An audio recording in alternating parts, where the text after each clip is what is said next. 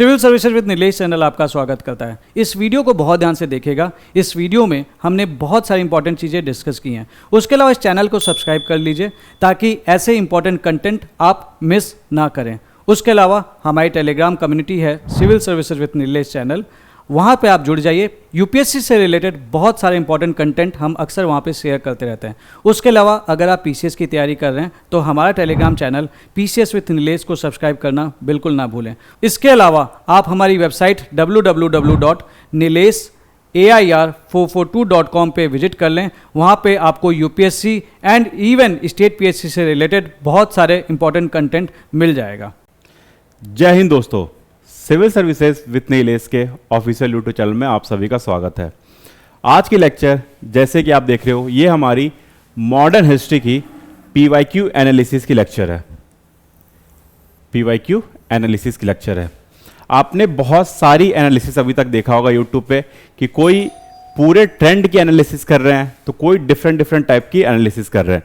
लेकिन हम लोग, आपको पता है कि आपकी मॉडर्न हिस्ट्री की अगर आप 71st बीपीएससी की बात कर लो या बीपीएससी प्रीलिम्स की बात कर लो, एटलीस्ट 15 to 17 क्वेश्चन आपको सिर्फ और सिर्फ मॉडर्न हिस्ट्री से देखने को मिलते हैं। तो हमने आपके लिए थोड़ी सी अपने तरफ से मेहनत की है। हमने पिछले 30 इयर्स का पीवाईक्यू एनालिसिस किया।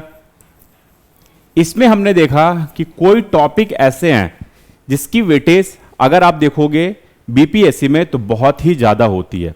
तो आज की लेक्चर हमारी इसी के ऊपर है। 71st बीपीएससी हमारा ज्ञान यज्ञ सीरीज प्रारंभ हो रहा है। आज सबसे पहले हम लोग मॉडर्न हिस्ट्री की पीवाईक्यू की ट्रेंड एनालिसिस देख लेंगे। उसी के बाद हम लोग चैप्टर वाइज चैप्टर जैसे जिसकी वेटेज है उसको उतने ही इंपॉर्टेंस देके पूरे सिलेबस को हम लोग मॉडर्न हिस्ट्री के कंप्लीट करेंगे। इसी के साथ साथ अमन सर भी अब अपनी जनरल साइंस की लेक्चर स्टार्ट करने वाले हैं। तो इस लेक्चर के साथ आप पूरे सीरीज साथ बने रहना। चलिए आगे की अब हम लोग बात करते हैं। आप देखो, ये हमारी पूरी 30 इयर्स की एनालिसिस है। 1-2 साल की एनालिसिस नहीं है, ये पूरे 30 इयर्स की एनालिसिस है। तो ये एनालिसिस आपके लिए बहुत इंपॉर्टेंट होने वाला है। आप देख लो, सबसे पहले हम लोग कुछ टॉपिक के बारे में देख लेते हैं। साथ ही साथ इधर देखोगे आप नंबर ऑफ क्वेश्चंस है। सबसे पहले हम लोग देखेंगे लगभग कितने टॉपिक्स हैं, उनसे कितने क्वेश्चन 1992 से अभी तक कितने क्वेश्चन पूछे हुए हैं। देन हम लोग 20 क्वेश्चन आज आपके लेके आए हैं। कैसे क्वेश्चन बीपीएससी में फ्रेम होते हैं, बहुत मॉडरेट होता है या आप कह लो बहुत इजी क्वेश्चन होता है बीपीएससी में, हम लोग उसे देखने वाले हैं ताकि आपको आइडिया लग पाए कि हमें बहुत ही ज्यादा मेहनत नहीं करना है लेकिन बिल्कुल सटीक मेहनत करना है। आप देखो, पहला जो हमारा टॉपिक है वो है एडवेंट ऑफ यूरोपियन कंपनीज।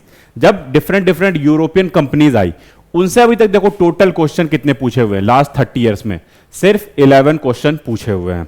तो ये ऐसा नहीं है कि ये टॉपिक आपका इंपॉर्टेंट नहीं है, इंपॉर्टेंट है, लेकिन बहुत ज्यादा वेटेज इसको आपको बहुत ज्यादा समय नहीं देना है। सेकेंड देख लो आप, East India Company and Nawab of Bengal. इसे देख लो, लास्ट 30 ईयर में सिर्फ 9 क्वेश्चन पूछे हुए हैं। ये भी ठीक है, बहुत ज्यादा इंपॉर्टेंट नहीं है लेकिन ठीक है। नेक्स्ट जो हमारा थर्ड है ये है regional states. For example Punjab, Mysore, Maratha हो गए,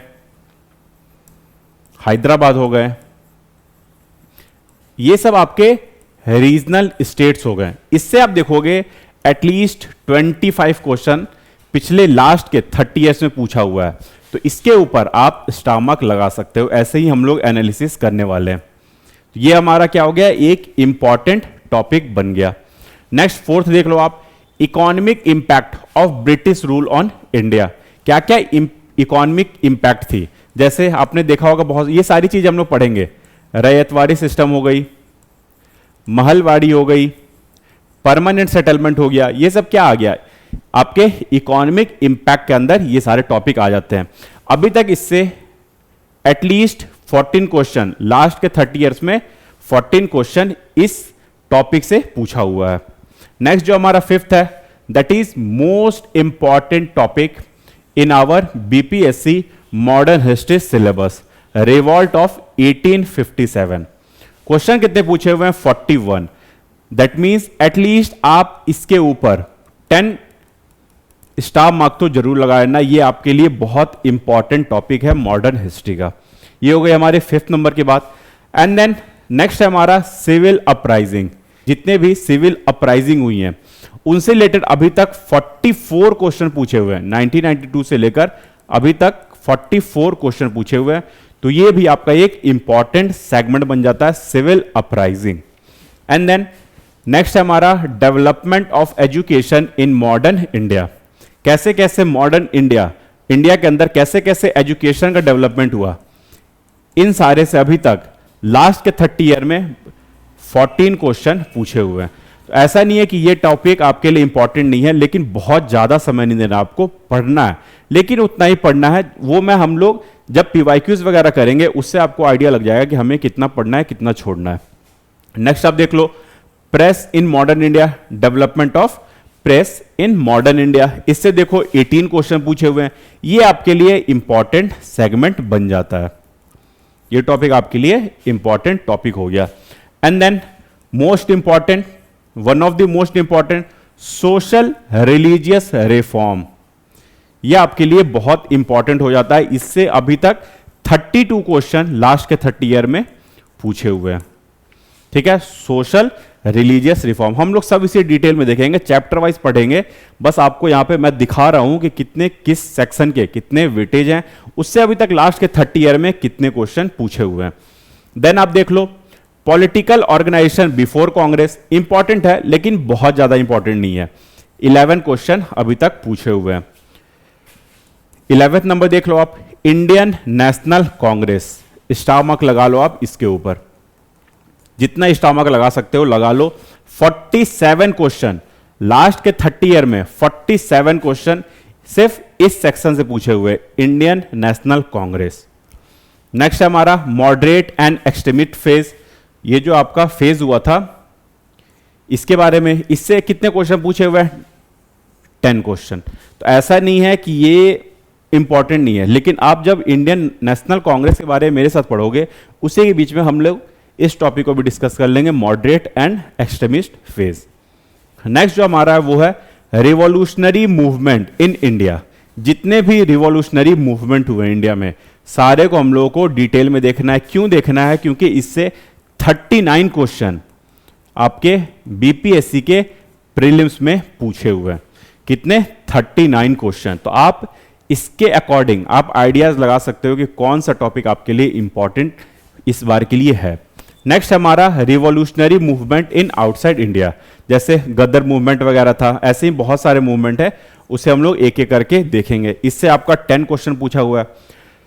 आप देखो ये हमारे यहां पे 14 टॉपिक है, जिसमें आपका regional states, revolt of 1857, civil uprising, social religious movement, Indian National Congress, revolutionary movement, ये सब जो 5 to 6 टॉपिक है ना, ये आपके लिए बहुत ही ज्यादा इंपॉर्टेंट है, मतलब एक्सट्रीम इंपॉर्टेंट है, इसको आप इग्नोर कर ही नहीं सकते हो। नेक्स्ट अब देखते हैं हम लोग कुछ और टॉपिक की बात करते हैं। नेक्स्ट देख लो आप, पार्टीशन ऑफ बंगाल एंड स्वदेशी मूवमेंट। इससे देखो, इससे भी 13 क्वेश्चन पूछे हुए हैं, तो ये भी आपके लिए इंपॉर्टेंट है। ऐसा नहीं है कि आप इसे भी छोड़ सकते हो, ये भी आपके लिए इंपॉर्टेंट है। इसे जब हम लोग कांग्रेस जो आईएनसी का जो सेशन वगैरह था उसी में ये सारी चीजें आपकी कवर हो जाएगी। देन गांधीयन एरा, ये तो आपके लिए बहुत ही ज्यादा इंपॉर्टेंट है। गांधीयन एरा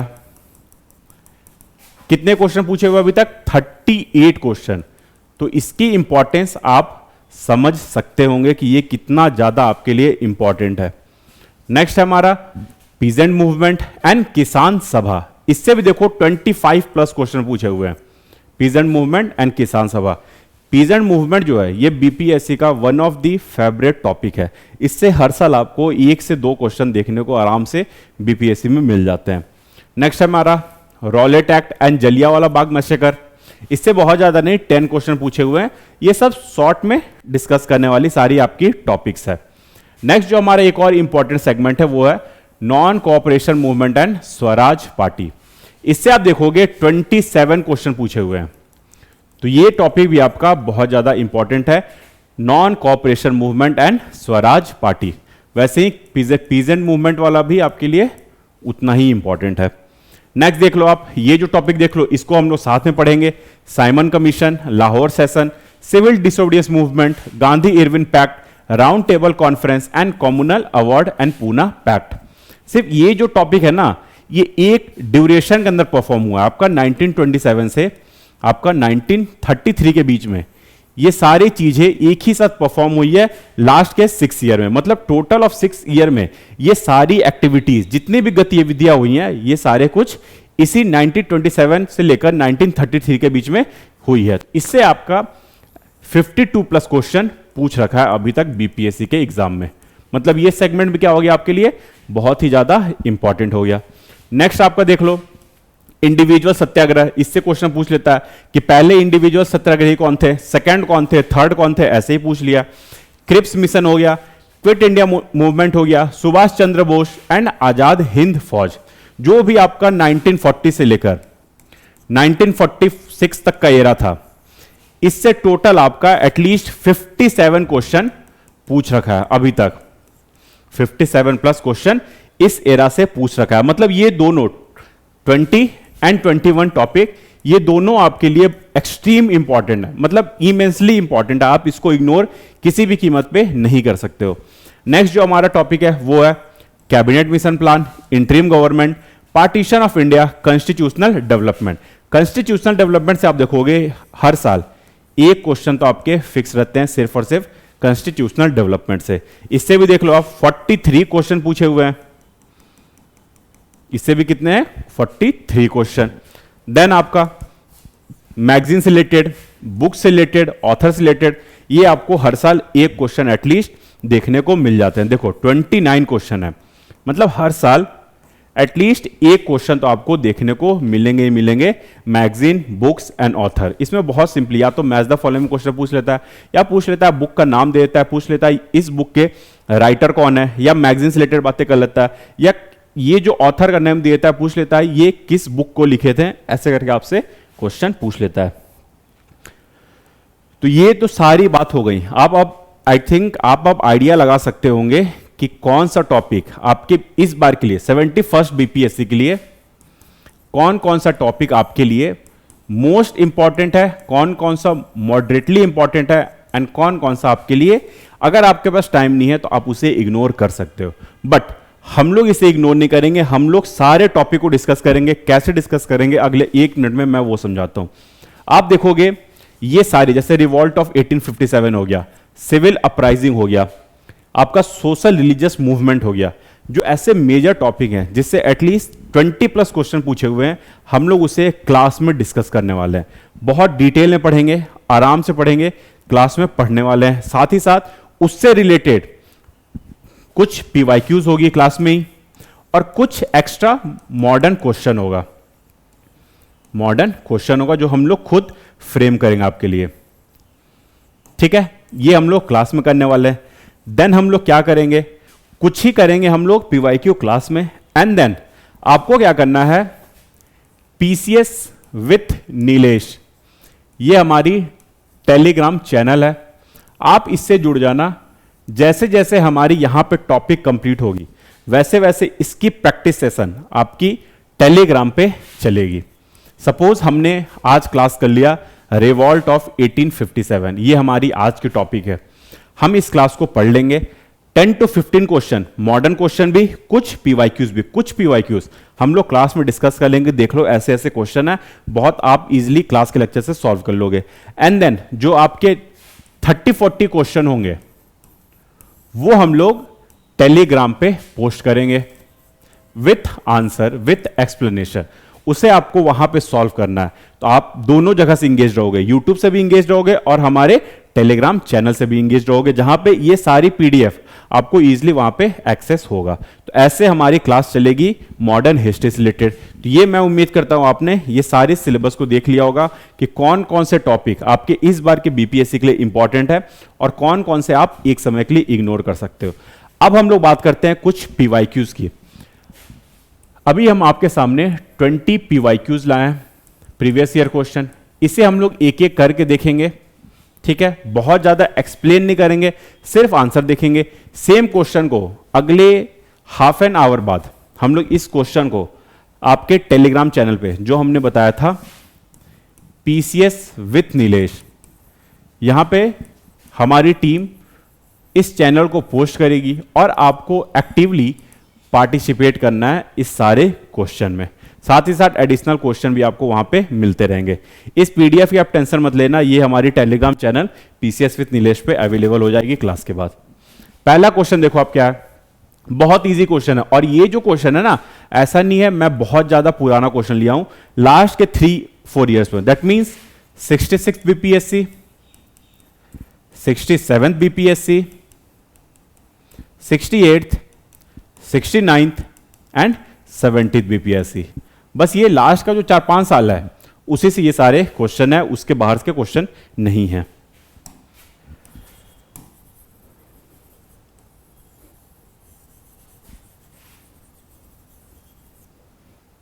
पहला क्वेश्चन आप देख लो, Dutch East India Company establish its factory at Patna in which year. किस साल किए थे? सबको पता होगा, बहुत इजी क्वेश्चन है ये, 1932। और उसी साल ये फैक्ट्री बंद भी हो गई थी। सेम ईयर में आपकी जो फैक्ट्री थी, सेम ईयर में ये फैक्ट्री क्लोज भी हो गई थी। इस बात को आपको पता होना चाहिए, ठीक है। सेम ईयर में फैक्ट्री बंद भी हो गई थी। इसका सिंपल सा आंसर है 1932। नेक्स्ट क्वेश्चन आप देख लो, which treaty was signed after the battle of Buxar.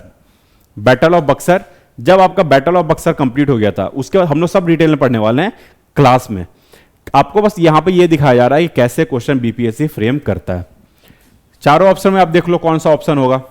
कौन से? बैटल ऑफ बक्सर के बाद आपकी यहां पे ये ऑप्शन गलत है, इस ऑप्शन में आप नहीं जाना। Which treaty was signed after the battle of Buxar, तो ये क्या था? Treaty of Allahabad. ये ऑप्शन गलत फ्रेम हो गया, इस पे आप नहीं जाना। Treaty of Allahabad, right. तो इसको आप ध्यान रख सकते हो, ट्रीटी ऑफ इलाहाबाद इसका आपका आंसर था। ये ऑप्शन गलत फ्रेम हो गया। नेक्स्ट देख लो आप, who introduce this system of Mahalwari settlement in Bengal. Mahalwari settlement Bengal में किसने इंट्रोड्यूस किया था? इसका आंसर आप मुझे कमेंट बॉक्स में दोगे। कुछ आंसर आप मुझे कमेंट बॉक्स में दोगे, कुछ मैं आपको यहां पे बताऊंगा। और जब टॉपिक पढ़ेंगे तो फिर हर क्वेश्चन को हम लोग डिटेल में करेंगे। ये देख लो, आई थिंक 69th बीपीएससी का ये क्वेश्चन है। Ambabai, a women fighter, belong to which of the following states of India. किस स्टेट से ये अंबाबाई जो फ्रीडम फाइटर थी ये बिलोंग करती थी? केरला, आंध्र प्रदेश, कर्नाटका एंड मध्य प्रदेश। आप एनसीईआरटी देखना, उसमें इसका आंसर दिया हुआ है। बहुत सारे क्वेश्चन आप देख लोगे, एनसीईआरटी से आप सॉल्व कर लोगे। आंसर क्या था इसका? कर्नाटका। इसको आप ध्यान रख सकते हो। नेक्स्ट क्वेश्चन देख लेते हैं हम लोग, who was the first governor general of India. First governor general in चारों ऑप्शन में से कौन से थे? तो वो थे आपके ई, कोई नहीं थे। फर्स्ट गवर्नर जनरल कौन थे आपके? Lord William Bentinck. वहीं ये जो कौन थे? लॉर्ड कैनिंग जो थे, ये आपके फर्स्ट वाइसरॉय थे। फर्स्ट वाइसरॉय थे लॉर्ड कैनिंग। वहीं लॉर्ड डफरिन जो है, इनके समय में इंडियन नेशनल कांग्रेस 1985 में फॉर्म्ड हुआ था। इस बात को आप ध्यान रख सकते हो। वहीं लॉर्ड लिटन के बारे में भी ध्यान रख सकते हो आप। इन्हीं के बाद लॉर्ड रिपन आए थे, ठीक है। तो ऐसे कुछ आप चीजों को इंटरलिंक करके ध्यान रख सकते हो। नेक्स्ट देख लो आप, which of the following state was not annexed under Lord Dalhousie. जब हम लोग लॉर्ड डलहौजी के बारे में पढ़ेंगे तो वहां देखेंगे कि with the help of doctrine of lapse बहुत सारे स्टेट को इन्होंने एनेक्स कर लिया था, जिसमें आपका नागपुर था, संबलपुर था एंड सतारा था। जयपुर होगा इसका आंसर। यहां क्या पूछा है ये पढ़ना है आपको, नॉट पूछा है। दैट मींस इन चारों ऑप्शन में से किन्हें लॉर्ड डलहौजी ने under doctrine of lapse annex नहीं किया था, तो वो आंसर है आपका जयपुर, राइट। यहां तक उम्मीद करता हूं क्लियर है। बहुत इजी क्वेश्चन है, आप देख रहे होंगे, आपको ज्यादा टाइम वेस्ट नहीं करना है। बहुत सिंपल सिंपल क्वेश्चन एग्जाम में आपसे पूछ रहा है। नेक्स्ट क्वेश्चन है, who introduce the permanent settlement in Bengal. Permanent settlement in Bengal किनके द्वारा हुआ था? तो वो थे आपके लॉर्ड कॉर्नवालिस। इसको आप ध्यान रख सकते हो। बाकी और हम लोग जब क्लास करेंगे इकोनॉमिक, जो भी इकोनॉमिक के रिलेटेड टॉपिक देखेंगे हम लोग मॉडर्न हिस्ट्री में, तो उसमें हम लोग देखेंगे कि परमानेंट सेटलमेंट था, रैयतवाड़ी था, महलवाड़ी था। ये सारे कुछ हम लोग जब क्लासेस करेंगे, इकोनॉमिक्स रिलेटेड बातें करेंगे मॉडर्न हिस्ट्री में, तो वहां हम लोग सारे कुछ देखेंगे। नेक्स्ट देख लो आप, where from the revolution of 1857 started first. कहां से स्टार्ट हुआ था? आपका मेरठ से स्टार्ट हुआ था। इस बात को आप ध्यान रख सकते हो। वहीं नेक्स्ट चलो, आप देखो कितना इजी क्वेश्चन है। बिहार से किन्होंने किया था? आपको पता होगा, कुंवर सिंह ने किया था। ठीक है, बिहार से किन्होंने किया था? कुंवर सिंह ने किया था। नेक्स्ट देख लो आप, देखो अब ऐसे क्वेश्चन 69th बीपीएससी के बाद थोड़ा सा क्वेश्चन में चेंजेस आया। वैसे ये सारे क्वेश्चन भी 66, 67, 68 के हैं, लेकिन बहुत ज्यादा हार्ड नहीं आया, लेकिन अब धीरे धीरे थोड़ा सा डिफिकल्ट लेवल करने लगा है। Which of the following were the reasons for the failure of the revolt of 1857। अब ये थोड़ा आप देखोगे एप्लीकेशन बेस्ड क्वेश्चन पूछने लगा है। अब ये बहुत ज्यादा फैक्ट नहीं पूछ रहा है, अब थोड़ा सा एप्लीकेशन बेस्ड क्वेश्चन पूछने लगा है। पहला ऑप्शन क्या है? The military superiority of the British. Obvious सी बात है, इसमें कोई भी डाउट नहीं होना चाहिए। सेकेंड क्या है? The rebels did not have a uniformed programme and ideology. कोई भी नेशनलिज्म आइडियोलॉजी नहीं था जो भी यहां पे पार्टिसिपेट करे, जो भी फ्रीडम फाइटर पार्टिसिपेट कर रहे थे, सब अपने स्टेट के लड़ रहे हैं। रानी लक्ष्मीबाई लड़ रही है, कुंवर सिंह लड़ रहे हैं, सब अपने अपने क्षेत्र को बचा रहे हैं। कोई एज अ नेशनलिस्ट आइडियोलॉजी के रिगार्ड पे नहीं फाइट कर रहे हैं। इसलिए ये थोड़ा सा जो 1857 का रिवॉल्ट था, ये थोड़ा सा फेलियर साइड पे चला गया था। ठीक है, थर्ड देख लो आप, there was a lack of support from all the sections of society. बिल्कुल सही बात है, सारे सेक्शन सपोर्ट में नहीं थे इस रिवॉल्यूशन के लिए, इसलिए आंसर होगा आपका ऑल ऑफ द अबव। जब हम लोग 1857 का रिवॉल्ट पढ़ेंगे वहां पे ये सारी बातें कर लेंगे। The uprising of 1857 was described as the first Indian war of independence. ये जो बातें हैं, ये जो लाइन है, ये किन्होंने कहा था? तो वो थे आपके वीडी सावरकर। ऐसे ही और भी मेजर पर्सनालिटीज हैं। हम लोग ये क्वेश्चन का पैटर्न देख रहे हैं, इससे रिलेटेड और भी बहुत सारे मेजर पर्सनालिटीज हैं जिन्होंने 1857 के रिवॉल्ट को बहुत बहुत अलग अलग नामों से जाना है। तो वो जब हम लोग सारे कुछ पढ़ेंगे तो एक एक करके देखेंगे। नेक्स्ट देख लो आप, the tribal movement Santhal Hul rebellion took place in. किस ईयर में हुआ था? यह बात हो रहा आपका संथाल रेबेलियन का, संथाल रेबेलियन का, जिसमें सिद्धू, कान्हू, चांद, भैरव सारे लोग पार्टिसिपेट किए थे, सारे फ्रीडम फाइटर थे। ये सारे लोगों ने मिलकर इस क्षेत्र के रक्षा की थी। ईयर क्या था आपका? 1855-56। तो इसको आप ध्यान रख सकते हो। नेक्स्ट देख लो आप, where did the revolt of Birsa Munda take place. Birsa Munda जो रिवॉल्ट लड़े थे वो किस जगह पे हुआ था? तो वो हुआ था आपका रांची, खूंटी में। इसको ध्यान रख सकते हो, रांची में बिरसा मुंडा ने रिवॉल्यूशन फाइट की थी ब्रिटिश के against. Next question, when did Macaulay issue his famous minute on Indian education. कौन सबसे, देखो आपको ईयर तो डेफिनेटली पता होगा, 1835 ये ईयर था, लेकिन थोड़ा सा हार्ड है क्योंकि फैक्ट है। डेट क्या था आपका? 2 फरवरी 1835। तो इस डेट को आप याद रख सकते हो। मैकेले मिनट रिफॉर्म जो मॉडर्न एजुकेशन के लिए आया था, मॉडर्न एजुकेशन से रिलेटेड बातें कर रहा था, तो इसको आप नोट डाउन कर सकते हो। नेक्स्ट आप देख लो, establishment of Fort William College in Calcutta. Motive क्या था? मोटिव कुछ नहीं था, जो नए जो सिविल सर्वेंट बन रहे हैं उनके ट्रेनिंग के लिए था, उनको इंडियन लैंग्वेज सिखाने के लिए था, इंडियन लैंग्वेज में उनको ट्रेंड करना था, इसलिए फोर्ट विलियम कॉलेज का स्थापना हुआ था। जैसे हिंदी हो गई, पारसी हो गई, ये सारे लैंग्वेज जो भी ब्रिटिशर थे उनको सिखाना था, जो सिविल सर्वेंट रिक्रूट हुए थे। Established in 1800 AD to train civil servants in Indian languages. यही इसका मोटिव था फोर्ट विलियम कॉलेज का।